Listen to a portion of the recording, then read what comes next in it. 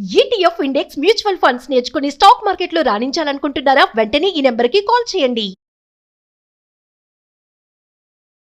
నమస్తే, welcome to Suman TV. నేను పద్మిని. ప్రస్తుతంతో పాటు ప్రముఖ ఆధ్యాత్మికవేత్త, వాస్తు జ్యోతిష పండితులు, లలిత ఉపాసకులు, వాస్తు జ్యోతిష శిక్షణ నిపుణులు బ్రహ్మశ్రీ నానాజీ పట్నాయక్ గారు మనతో పాటు ఉన్నారు. మాట్లాడదాం సార్. నమస్తే సార్. శ్రీమాత్రే నమః. ప్రతి ఇంట్లో ఖచ్చితంగా ఉండాల్సినటువంటి పవిత్రమైనటువంటి మొక్కల్లో తులసి లేని ఇల్లుని అసలు ఊహించుకోలేము, ఉండకూడదు కూడా. అయితే తులసి పూజని ఖచ్చితంగా ఆడవాళ్లే చేయాలా? ఇప్పుడు మరి పూజ అన్నప్పుడు ఇంటి యజమాని పూజ చేస్తే ఆ ఇంటి మొత్తాన్ని కూడా, కుటుంబాన్ని మొత్తాన్ని కూడా అది కాపాడుతుంది అని చెప్తూ ఉంటారు కదా. అంటే మరి మగవాళ్ళు కూడా మగవాళ్ళు చేయొచ్చా? మగవాళ్ళు చేస్తే ఎటువంటి ఫలితం ఉంటుంది తులసి మాతకి పూజ? ఇవన్నీ ఒక్కసారి చెప్తారా సార్? చాలా మంచి ప్రశ్న వేశారండి. చాలామంది మీరు అనుకున్నట్టుగా స్త్రీలే పూజించాలి అనుకుంటారు. ఫస్ట్ ఆఫ్ ఆల్, ఒక తులసి మొక్క కనుక ఇంట్లో ఉంది అంటే మనం కేవలం మన యొక్క దృష్టితో జస్ట్ ఒక మొక్క ఉందని చూస్తున్నాం, కానీ అలా కాదు. సకల దేవతలు మన చుట్టూ, మన ఇంటి చుట్టూ ఉన్నట్టు అనమాట ఒక తులసి మొక్క ఉంటే. అట్లాగే తులసి మొక్కని అందరూ పూజించవచ్చు. అందరూ, స్త్రీలు పురుషులు, వాళ్ళు వీళ్ళని అందరూ పూజించవచ్చు. ఒక తులసి మొక్క మనకి మా తాతగారు, మా నాన్నమ్మ చెప్పేది, చిన్నప్పుడు మా నాన్నమ్మ తాతయ్య గారు చెప్పేవారు, 2 తులసాకులు కనుక ఎవరైనా చిన్నప్పటి నుంచి రోజు తింటే వాళ్ళని పాము గరిచినా ఏం కాదు, ఏమి కాదు. అంత పవర్ఫుల్ అండి. మీకు యాక్చువల్గా గట్ హెల్త్ అంటారు. గట్ హెల్త్ అంటే ఏంటి? నోరు దగ్గర నుంచి గుదస్థానం వరకు గట్ ఏరియా అదంతా కూడా. మీకు గట్ హెల్త్ పాడైతే చాలా రోగాలు వస్తాయి. గట్ హెల్త్ బాగుంటే చాలా రోగాలు క్లియర్ అయిపోతాయి.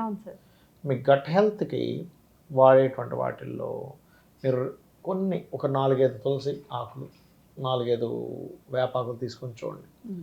ఒక 40 days తర్వాత చూడండి, మీ గట్ హెల్త్ చెక్ చేయించుకోండి. ఖచ్చితంగా బాగుంటుంది.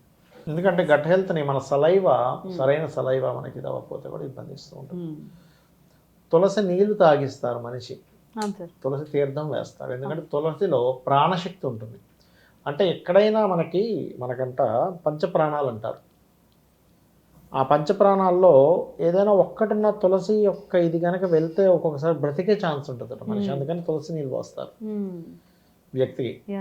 ఓకే, అట్లాగే చాలా మందికి సందేహాలు ఉన్నాయండి. పొద్దున్నే పెట్టాలా దీపం తులసి మొక్క దగ్గర, నైట్ కూడా పెట్టాలా?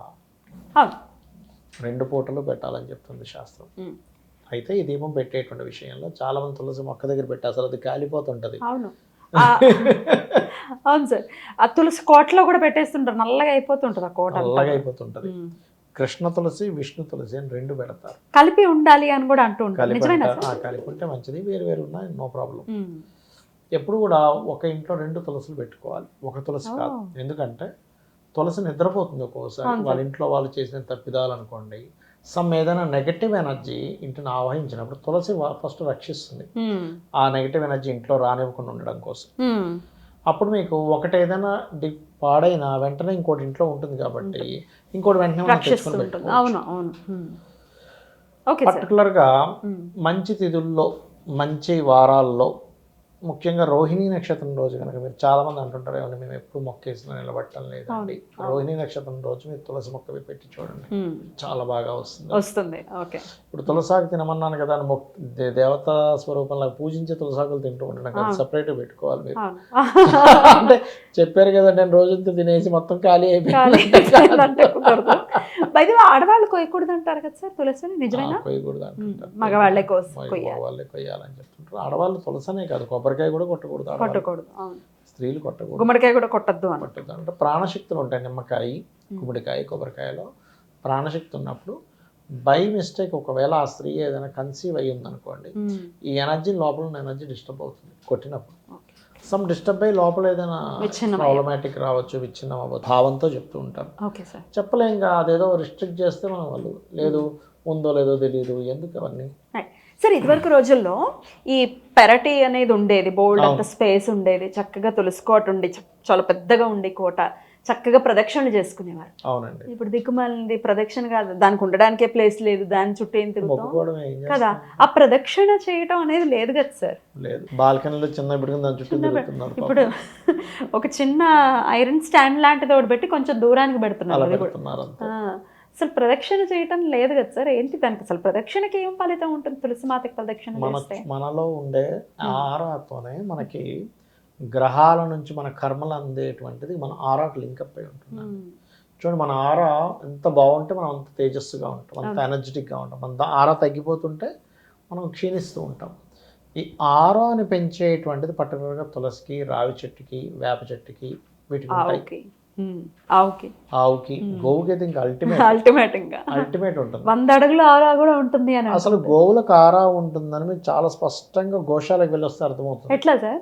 మీరు గోశాలకు వెళ్ళి రాండి, గోవుల కింద తినిపించి బయటికి రాండి, చూడండి మీకు అర్థమైపోతుంది. అంటే మెంటల్లీ మీకు తెలిసిపోద్ది, హెవీగా ఉండే బాడీ ఫ్రీ అయిపోతుంది.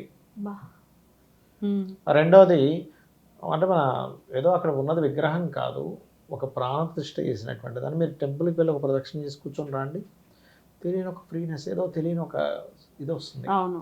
కాబట్టి ఏంటంటే మన దాంట్లో ఉండే ప్రతిదీ కూడా ఒక శాస్త్రంతో సంబంధం ఉన్నటువంటిది. ఇప్పుడు సూర్యుడికి ప్రతిరోజు అర్ఘ్యం ఇవ్వాలి అని చెప్తుంటారు. అవునండి. ఆ అర్ఘ్యపు నీళ్లు తులసి కోటలో పడేలాగా ఇవ్వచ్చా? 100% ఇవ్వచ్చు, తప్పేం లేదు, ఖచ్చితంగా ఇవ్వచ్చు. కాకపోతే అది మొత్తం మొక్క పైన పడేలా చేస్తుంది, ఒక్కోసారి వంగిపోవచ్చు, కొంచెం చూసుకొని ఇవ్వండి, తప్పేం లేదు సూర్య భగవానుడికి. ఎందుకంటే రోజు గనక సూర్యుడికి అర్ఘ్యం ఇచ్చే అలవాటు ఉంటే ఖచ్చితంగా మీకు ఉన్నటువంటి రోగాలు ఏవైతే ఉన్నాయో ఖచ్చితంగా తొలగుతాయి. రెండవది, కీర్తి ప్రతిష్టలు లేదు అని అనుకునేటువంటి వారికి కీర్తి ప్రతిష్టలు వస్తాయి. రాజకీయంగా ఎదగదాలనుకునే ఎదుగుతారు. ఇంట్లో వాల్యూ లేదు, ఇంట్లో వాళ్ళే వాల్యూగా చూడట్లేదు అనుకునే వారికి వాల్యూ పెరుగుతుంది. This is the most powerful and important remedy సూర్యుడికి సంబంధించింది. ఇప్పుడు నేను ఇంట్లో చేసేది చెప్తున్నాను సార్. ఆయుష్ కూడా పెరుగుతుందండి సూర్య నమస్కారాలు చేస్తే. ఆఫ్ కోర్స్ ఆరోగ్యం భాస్కర్ అదిచ్చేతను ఊరికే అనలేదు కదా. ఎగ్జాక్ట్లీ. ఇంట్లో పంచపాత్రలో నీళ్ళు ఉంటాయి, ఆ రోజు పూజ చేసుకున్న పంచపాత్రలో ఉండే నీళ్లు మరుసటి రోజు నేను తులసిలో వేస్తాను సార్, ఇట్లాంటివి చేయొచ్చా? దానికి సంబంధం ఏం లేదా?